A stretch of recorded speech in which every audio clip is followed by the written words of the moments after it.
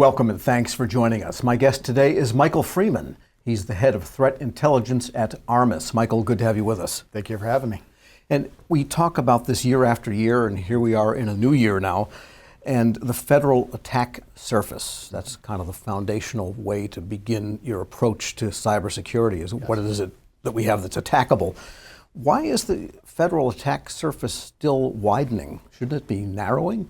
You would think it would be, but one thing I've noticed talking to a lot of different agencies is we're seeing the agencies now understanding more of what really is in scope of what could be attacked. I'm seeing an increased focus, especially on the defense side, focusing on weapon systems. In the past, it was always viewed as an offensive capability, primarily in the physical domain, but now knowing that those systems are interconnected, those could also be attack surface that they weren't aware of 2 years ago.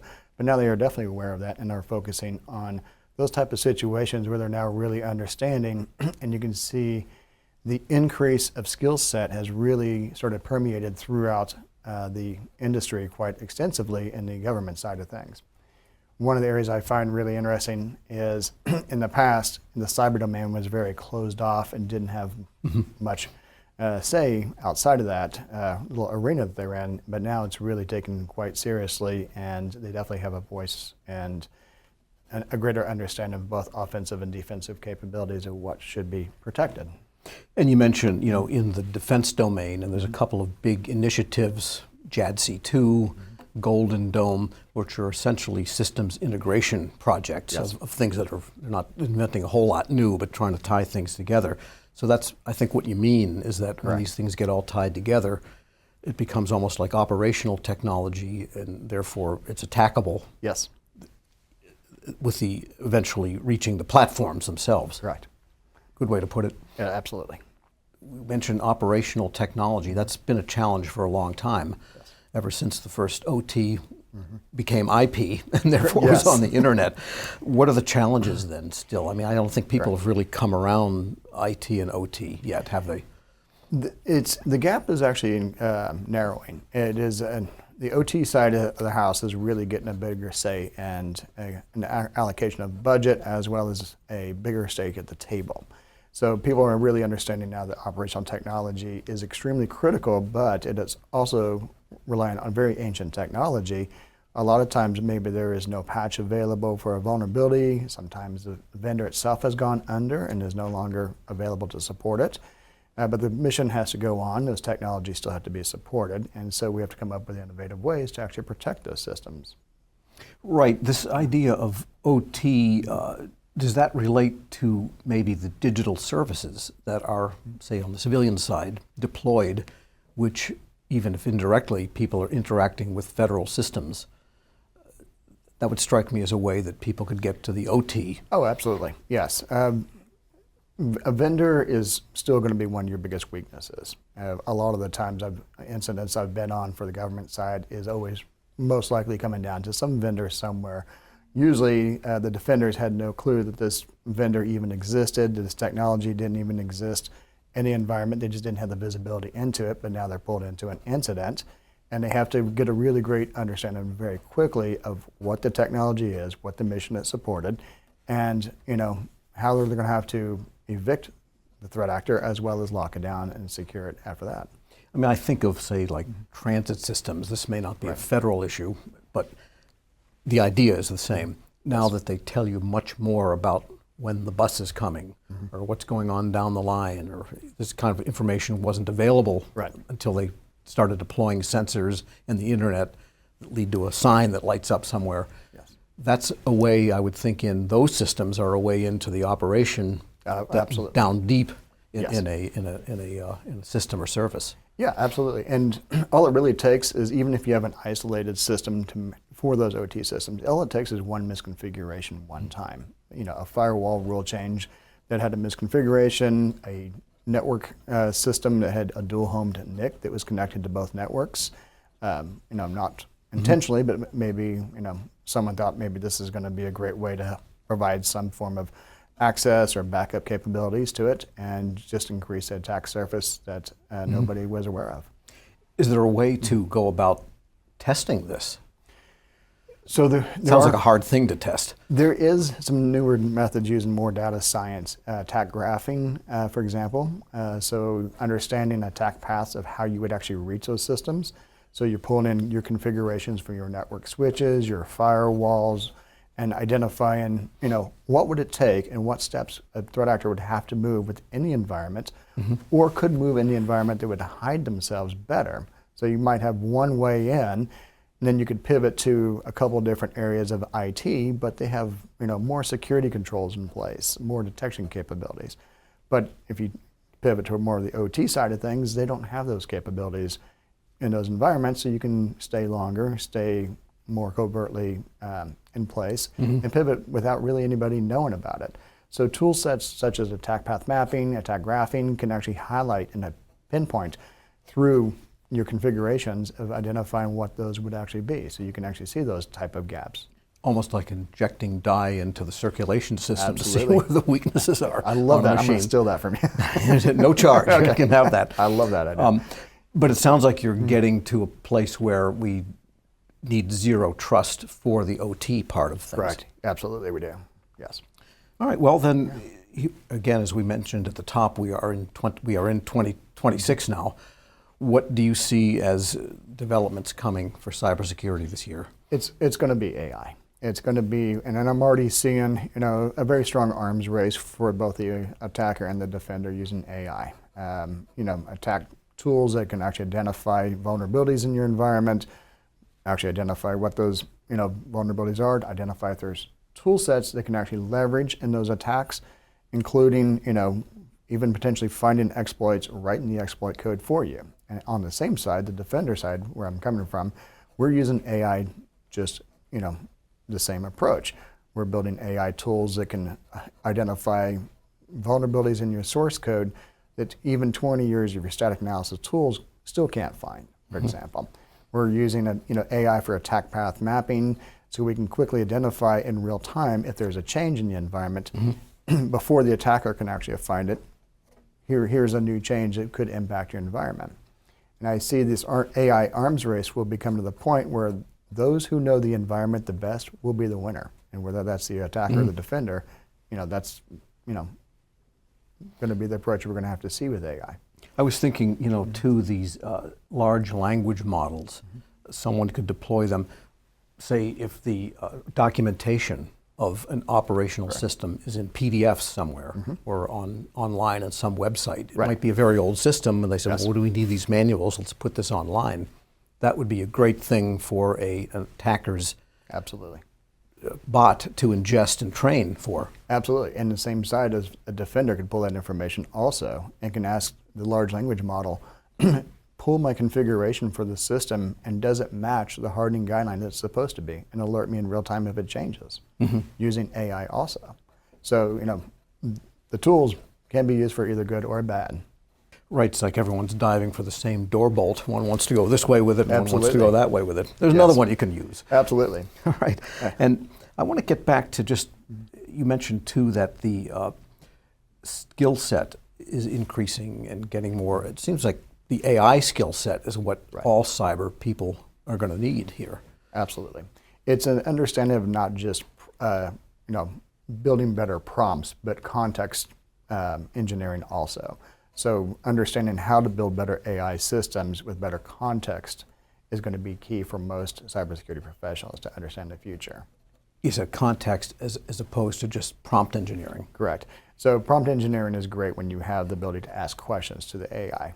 Context engineering is going to be great when you build in AI agents also. So the way I view it is the skill set is going to be easiest for people who have a lot of experience and a lot of expertise in many domains to leverage AI to make themselves go better and faster. They're going to build better systems, better tool sets, and better AI models, and people who have less experience are going to be able to eventually come behind the scenes and say, okay, now I can use these tools better. I don't think we're fully there yet.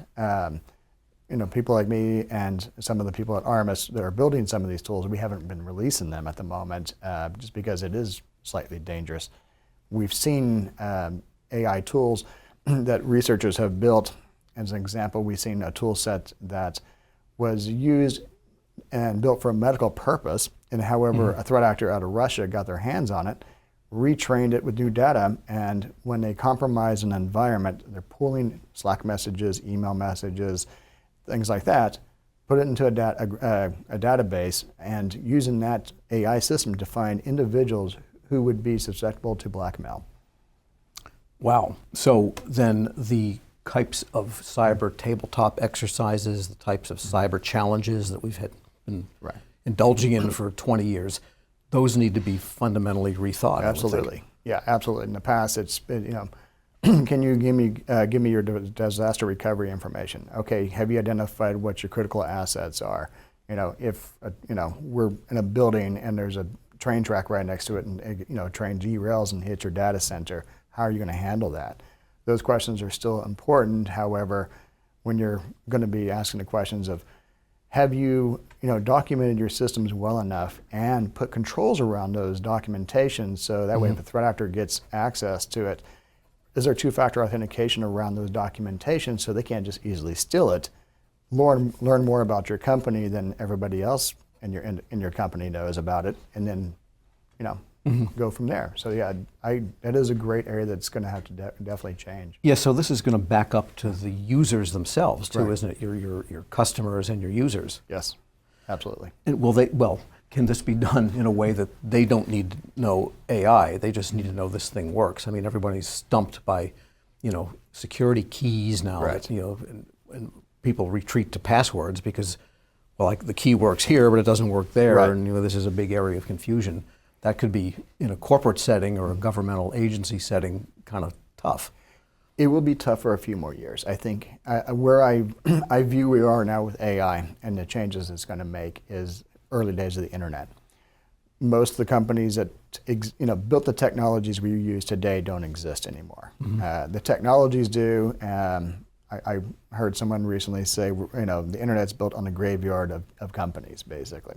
I think AI will be a very similar situation, especially when it comes to when AI is really leveraged correctly in a company to really move it forward, both from a operations standpoint to a cybersecurity standpoint. The ability to actually interact with those AIs will be different than what it is right now. I've had conversations in Israel with some researchers there. One of the areas that they view it is cybersecurity professionals might have to give up certain controls and allow AI to do what it needs to do, because it's getting attacked by AI systems, and humans can't react fast enough to those type of attacks. It strikes me that, like for login, which is kind of the essential thing here and one of the weakest parts of identity management, a series of sensor readings from someone's house to their desk could substitute for logging in, because if someone came from next door, that's not really Joe. Right. But we know, I guess for that matter, I'm just making this up, if they started from within the house versus on the sidewalk, if a bad guy knew where Joe lives and left from there, we have the technology to know whether he was in the garage or on the sidewalk.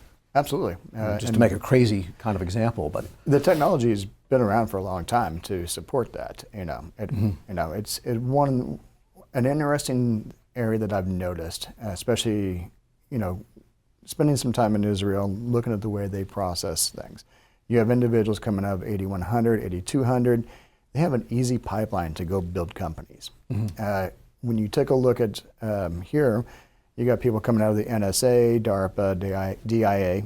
They don't have an easy pipeline to actually go and take some of their expertise and skill sets, which are even, I would even go so far as to say, equal to or better than what you get anywhere else in the world. They don't have that capabilities. Those technologies actually do exist. It's just bringing them to market and commercializing them. And the government actually as a whole taking advantage of that is a gap that I see. Interesting. Well, speaking of commercializing, we can talk for a moment about Armis, its basic background, and you were acquired by ServiceNow recently. What does all that mean? So the way I view cybersecurity is going back to the fundamentals. And one of the biggest gaps we have, very basic fundamentals, we don't know what we have. We don't know what our assets are. Armis was built specifically to answer that specific question. Now, in the past 2 years, Armis has been acquiring cybersecurity companies, including mine is the first company they acquired, where we're taking cybersecurity to a new level using AI. So when we took a look at what ServiceNow could bring to the table in acquiring Armis, one of the areas I like to view it as is it could potentially be the next operating system of the enterprise and the business in the future. Mm-hmm. Because if you know what physical assets you have, and you can have the documentation and the processes in place to manage those using AI, is where ServiceNow mm-hmm. is really pivoting to and can take great advantage of the technologies they've acquired from Armis. Yeah, because ServiceNow, their route is in provisioning and self-service for administrative yes. and IT types of things, but sounds like greatly expanded past that at this point. Yeah, absolutely. And the idea of what do we have, what do we know that we have, right. that is sort of longitudinal and horizontal at the same time also, because absolutely. You've got your users in one sense and you've got your IT infrastructure in the other sense. Yes, absolutely. All right, well then the government itself is probably still inculcating all of this as we go into 2026, and hopefully it'll stay open more than it's not open. Right. And some of the cyber people kind of stay on the job. I guess they do even when it's quote unquote closed, but how can the government get to this around in front of all this proactively as opposed to just reacting when things are going at chatbot speed? So one of the areas I've definitely, Armis has worked with different intelligence agencies because we have 7+ billion assets that we see. We can see the attacks hitting certain regions or certain business verticals very quickly. And diverse technologies, whether that be an OT type of attack, a system being attacked, mm-hmm.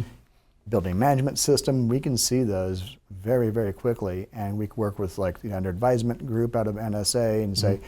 this is of something of interest that you might be of interest for. And likewise, they can come to us and say, are you seeing certain types of activities in Southeast Asian companies that you have in mm-hmm. a specific business vertical? And we can do our threat hunting, come back and give them some actionable information. And the government is being very proactive, and I really like where they're going with this, is causing, and I'm kind of trying to phrase it the way they do, cost to the attacker. They're making it harder and more expensive for the attacker to act, using both offensive capabilities and defensive capabilities. So it's a very proactive approach that they've really been pursuing in the past almost 2 years, been very successful from what I've been seeing. Yeah, it almost sounds like AI can give greater options and flexibility to all, not just law enforcement or right. national security, but any agency in the offensive area, mm-hmm. if what it is you're going after their bot. Right. It's not exactly going after their systems and destroying mm-hmm. them, which is maybe something an agency can't legally do. Yes, absolutely. So how might that work? One thing that I've really seen and had conversations on Capitol Hill as well as different intel agencies is exploring those capabilities, and it's very forward thinking from a purely R&D perspective, very what if type of scenarios. What if the FBI has their own agents that are tasked to perform within a certain boundary? You have NSA that has agents that are able to do certain mm-hmm. aspects of things too, and you have a defense contractor that calls up, the FBI and say, look, we know we've been compromised. Here's the evidence, and you can have multiple agencies deploy agents, AI agents, in those environments. Mm-hmm. FBI's doing everything that they would typically do with boots on the ground, but using AI agents to really collect information quickly, correlate that. NSA is, their agents are doing what they need to do to identify certain tactics and techniques that, maybe they're the only ones that know about and can deploy, particular recommendations of countermeasures, for example. So that's an area that we've seen and have kind of brainstormed, what that would potentially look like from both a legal perspective as well as, operational perspective too. But essentially the AI agents mm-hmm. giving greater productivity yes. through exception management to the expense of people. Absolutely. Yes. All right. Yeah. Well, you've given us a great roadmap for the year ahead. Our guest today has been Michael Freeman. He's the head of threat intelligence at Armis.